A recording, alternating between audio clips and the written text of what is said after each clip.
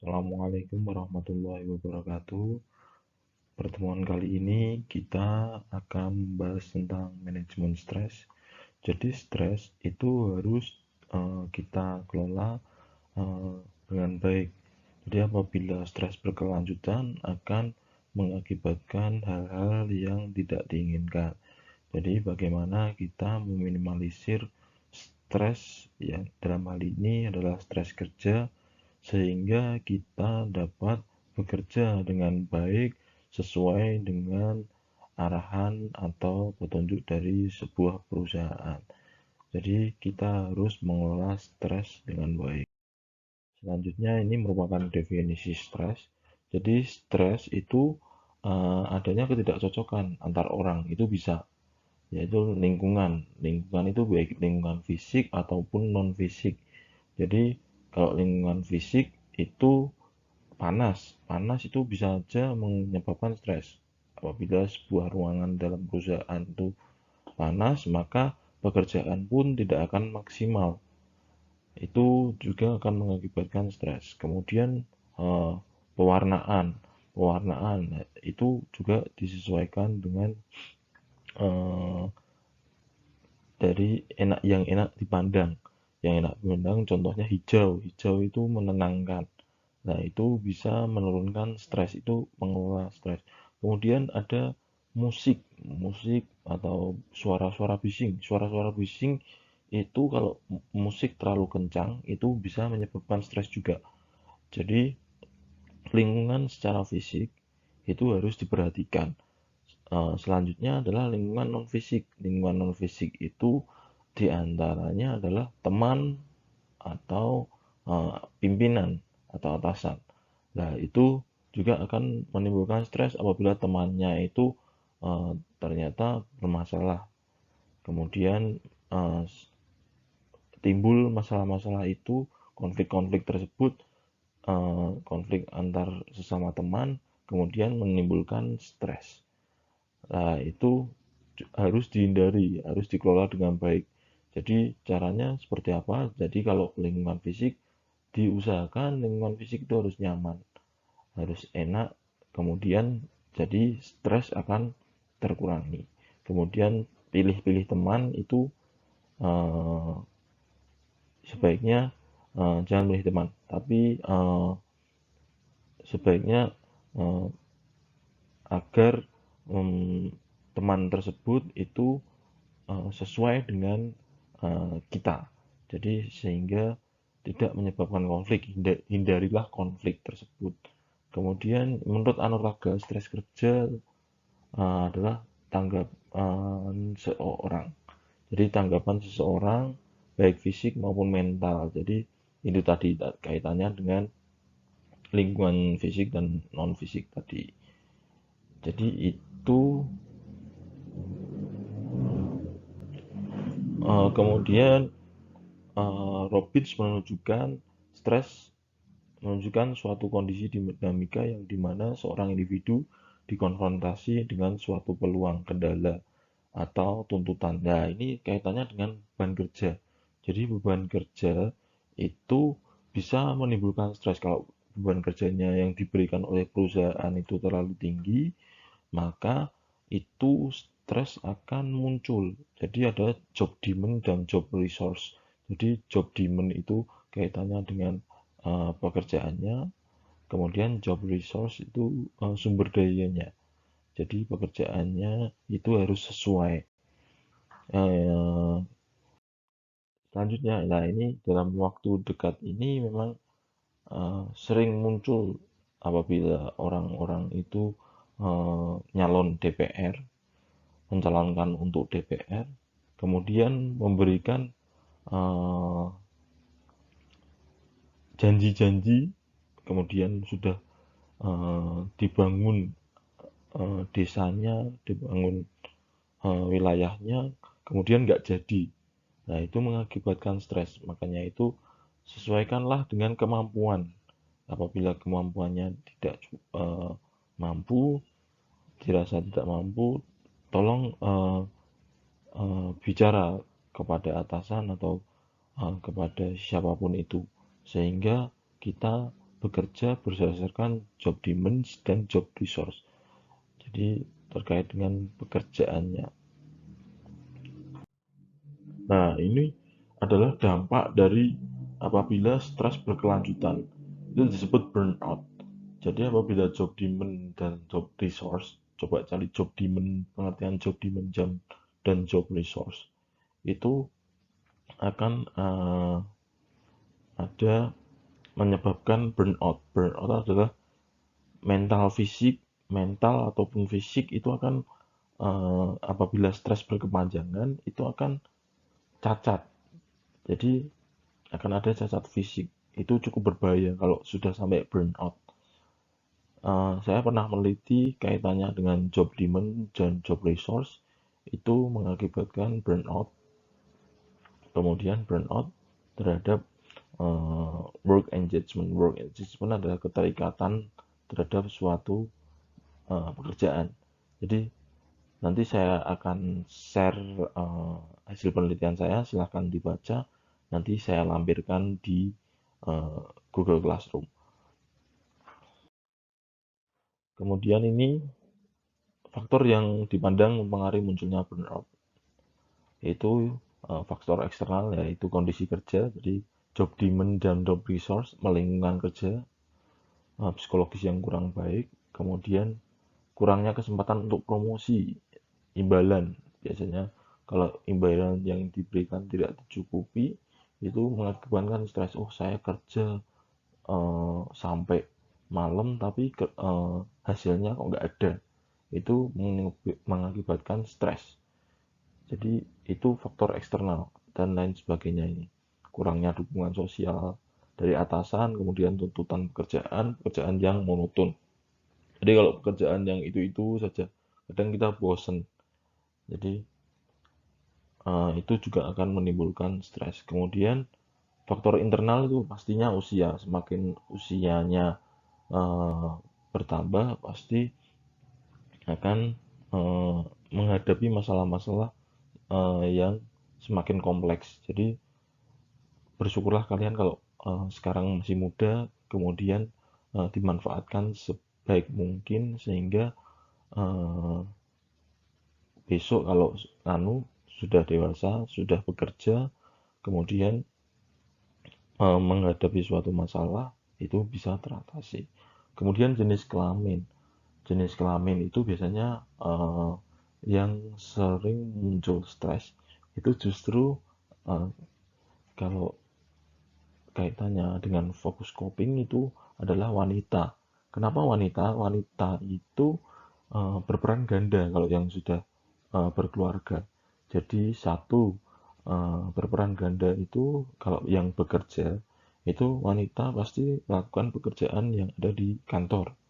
Yang kedua adalah kemudian kaitannya dengan mengurusi rumah tangga. Jadi mengurusi rumah tangga itu ada suami, kemudian anak. Nah, itu semua dilakukan oleh wanita. Jadi bagi wanita itu rawan sekali untuk muncul stres. Apalagi wanita itu ada datang bulan. Nah, itu datang bulan itu kadang karena sakit, kemudian mengakibatkan stres. Kemudian harga diri, jadi kalau harga dirinya dicek itu akan mengakibatkan stres juga. Kemudian tingkat pendidikan, semakin tinggi tingkat pendidikannya pasti bebannya kan semakin tinggi juga. Jadi tingkat pendidikan itu juga akan memunculkan stres. Kemudian masa kerja, semakin lama bekerja, kemudian akan muncul beban-beban kerja yang semakin tinggi karena dirasa sudah mumpuni, masa kerjanya sudah cukup, kemudian ditambahi pekerjaannya. Biasanya seperti itu. Kemudian dari kepribadiannya seperti apa? Apakah mudah emosi dan lain sebagainya. Itu adalah faktor dari internal yang mempengaruhi munculnya burnout. Nah, ini manajemen stres. Manajemen stres adalah kemampuan mengendalikan diri ketika mendapat tuntutan yang berlebihan. Jadi, bagaimana kita seorang individu itu mengendalikan diri, jadi mengontrol emosi sehingga dapat mengerjakan suatu pekerjaan. Keuntungan manajemen stres pastinya adalah meningkatkan sistem kekebalan tubuh, daya ingat dan daya pikir, kualitas tidur, kualitas hubungan sosial, kualitas cinta kasih dalam keluarga, produktivitas dan lain sebagainya ya. Jadi stres, kecakapan mengelola stres juga ditengarai dapat mengurangi resiko terkena penyakit seperti jantung dan stroke. Jadi apabila otak kita itu sudah stres, maka akan mengakibatkan munculnya penyakit-penyakit lain seperti jantung dan stres. Jadi hindarilah stres kerja. Jadi kendalikan diri kita untuk ketika mendapat tuntutan yang berlebih. Jadi manajemen waktu dan lain sebagainya. Ini akan saya jelaskan nanti. Kemudian tujuan manajemen stres adalah untuk mencegah berkembangnya stres jangka pendek menjadi stres jangka panjang atau stres yang kronis. Jadi tujuannya manajemen stres adalah mencegah berkembangnya stres jangka pendek. Jadi yang saat ini lama-lama menjadi jangka panjang kemudian menjadi stres kronis. Stres ditentukan oleh faktor lingkungan dan faktor individu. Tadi lingkungan itu tadi kaitannya dengan fisik dan non fisik, kemudian dari diri kita sendiri. Maka perlu diusahakan mengubah faktor di lingkungan agar tidak menjadi pembangkit stres. Kemudian mengubah faktor diri individu agar ambang batas daya tahan stres, intensitas tekanan yang disadari, dan toleransi stres, ketahanan terpapar stres meningkat. Jadi bagaimana seorang individu itu mengontrol stresnya. Jadi jangan sampai stres panjang. Nah, ini strategi manajemen stres. Kalau dalam stres kerja itu yang pasti pertama work life balance. Work life balance itu kita bekerja lamanya adalah maksimal 8 sampai 9 jam. Selanjutnya adalah istirahat. Jadi work life balance itu berkaitan dengan work pekerjaan dan life itu harus balance. Jadi bekerja jangan lama. Jadi maksimal itu 8 sampai 9 jam. Itu harus diperhatikan. Jadi kaitannya dengan strategi manajemen stres. Kemudian manajemen waktu itu masih kaitannya dengan work life balance juga. Manajemen waktu itu lebih ke pekerjaan. Pekerjaan ini saya bisa kerjakan selama 5 hari.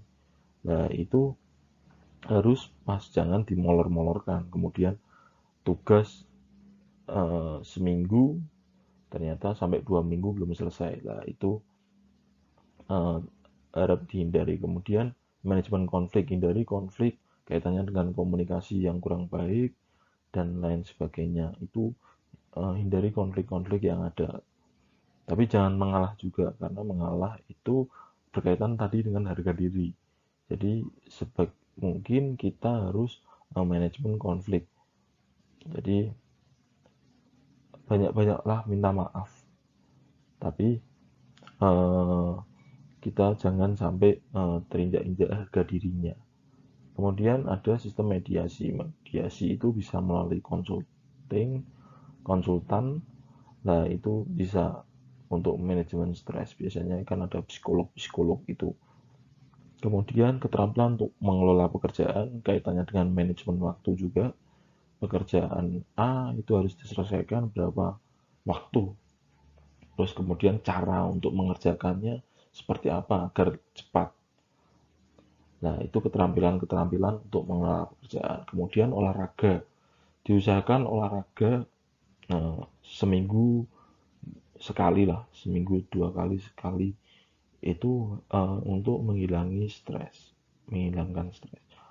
Kemudian kesadaran terhadap kondisi saat ini. Jadi pastinya setiap tahun, setiap ganti pemimpin itu akan ada terjadi perubahan.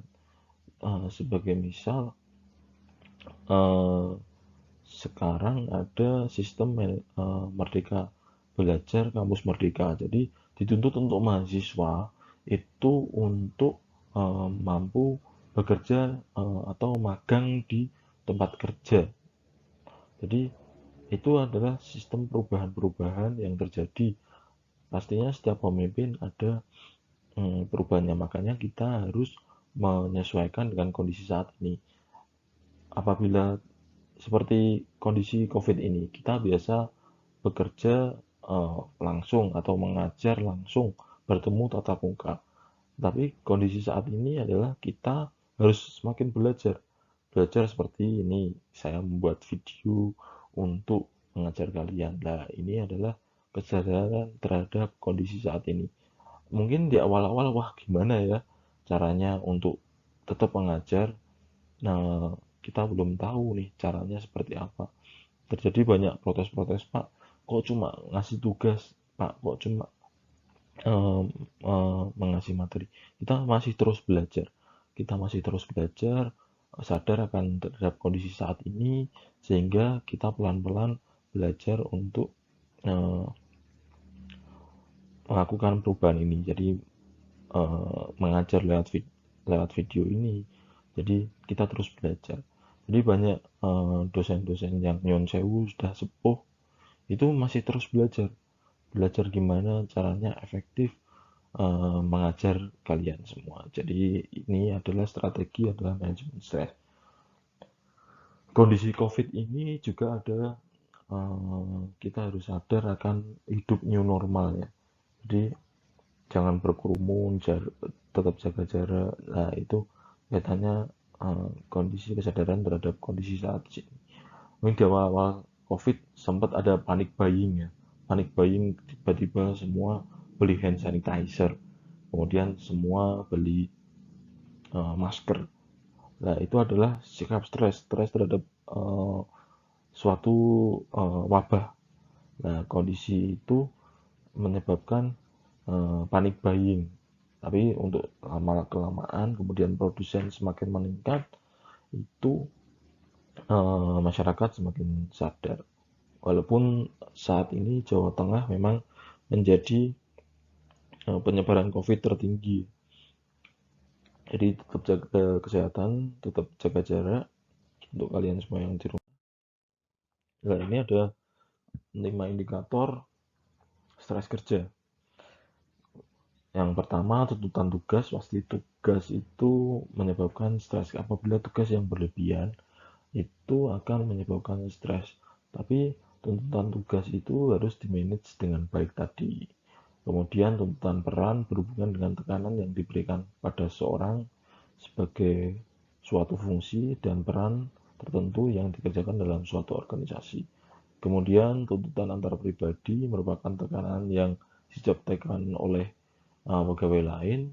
Kemudian struktur organisasi, jabatan, peran, wewenang, dan tanggung jawab itu merupakan indikator stres. Kemudian kepemimpinan yang terakhir.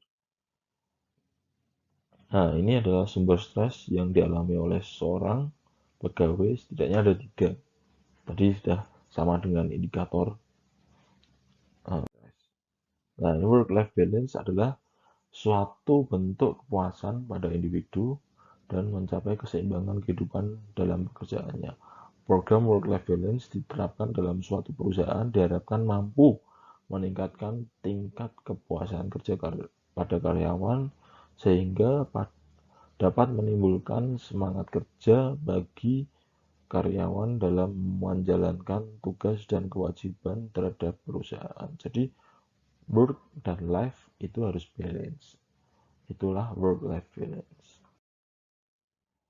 Nah, ini adalah manajemen stres, berusaha mengubah lingkungan agar tidak cepat dirasakan sebagai lingkungan yang penuh stres. Jadi yang menjadi sasaran adalah intrinsik pekerjaan, tuntutan fisik dan tugas, peran dan organisasi, konflik dan ambiguitas, kemudian pengembangan karir, promosi, hubungan kerja yang buruk, struktur dan iklim organisasi. Lebih indikator sama.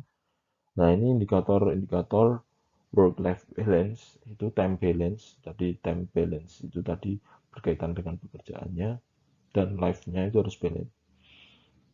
Jadi kan 8 kali 3 8 untuk bekerja, 8 untuk istirahat, 8 untuk eh, bersama keluarga. Jadi yang baik seperti itu. Jadi time balance, kemudian involvement balance, keseimbangan, keterlibatan, merujuk pada jumlah atau tingkat keterlibatan secara psikologis dan komitmen suatu individu dalam pekerjaan maupun hal-hal di luar pekerjaan. Jadi keterlibatan dalam suatu organisasi atau suatu komitmen itu harus dibatasi juga, ada keseimbangannya. Kemudian keseimbangan kepuasan, satisfaction balance itu keseimbangan kepuasan adalah merujuk pada jumlah tingkat kepuasan suatu individu terhadap kegiatan pekerjaannya maupun hal di luar pekerjaannya. Jadi itu kaitannya dengan kepuasan. Jadi kepuasan itu baik secara puas memiliki suatu barang atau kebutuhannya, untuk kebutuhan primer, tersier, dan sekunder itu terpenuhi atau enggak, atau kepuasan dari pekerjaannya. Kemudian ada metode manajemen waktu, itu ada 3 tahap, yaitu analisis waktu, strategi pengorganisasian, kemudian strategi follow up. Silahkan dibaca sendiri. Kemudian program pelatihan, pekerjaan akan mengalami perubahan pengetahuan, kecakapan. Nah, ini ada pelatihan itu harus disesuaikan agar tidak menimbulkan stres. Apabila suatu pekerjaan baru, kemudian alatnya baru, tidak ada pelatihan, itu akan menimbulkan stres juga. Makanya keterampilan itu harus ditingkatkan, nilai pekerjaannya harus ditingkatkan, pengetahuan harus ditingkatkan, sehingga kita itu tidak akan berhenti untuk belajar. Sampai saat ini pun saya itu pun masih terus belajar bagaimana menghadapi teknologi, kemudian belajar bahasa asing dan lain sebagainya. Itu program-program pelatihan setiap minggunya pasti ada workshop. Sekarang lagi masalah di masa pandemi ini sering ada workshop atau pelatihan secara online, itu terus kita mengikutinya, sehingga kita tidak tertinggal terhadap perubahan pengetahuan dan keterampilan dan nilai pekerjaannya, itu terus kita lakukan. Nah, ini adalah program pelatihan teknik penenangan pikiran, juga bagaimana kita melakukan meditasi dan relaksasi. Jadi banyak hal banyak hal yang bisa kita lakukan, seperti uh, halnya berlibur dan lain sebagainya. Itu adalah teknik penenangan pikiran. Metode penenangan melalui aktivitas fisik menghabiskan hasil stres yang diproduksi oleh sistem hormon dan saraf karena adanya rangsangan ketakutan, kecemasan. Menurunkan reaktivitas terhadap stres, muncul perasaan sehat, tenang, dan ringan. Jadi itu adalah metode penenangan melalui aktivitas fisik. Kemudian ada yang terakhir adalah team building, program yang dilakukan dengan tujuan meningkatkan kemampuan dan membangun hubungan yang positif dan kondusif dengan rekan kerja. Jadi bagaimana caranya membentuk suatu tim, yaitu biasanya melakukan outbound, itu metode-metode, kemudian ada pelatihan, ada motivasi, kemudian kegiatan, metode yang dilakukan baik indoor maupun outdoor. Nah, itu adalah team building. Itu mungkin yang bisa saya sampaikan. Silahkan apabila ada pertanyaan, tulis di kolom komentar. Tetap jaga kesehatan, tetap patuhi protokol kesehatan. Semoga kita semua dalam keadaan sehat, sehingga tidak terkena terpapar virus COVID-19 ini. Mungkin cukup dari saya, sekian dari saya. Kurang lebihnya mohon maaf, semoga ilmunya bermanfaat. Sekian dari saya, wassalamualaikum warahmatullahi wabarakatuh.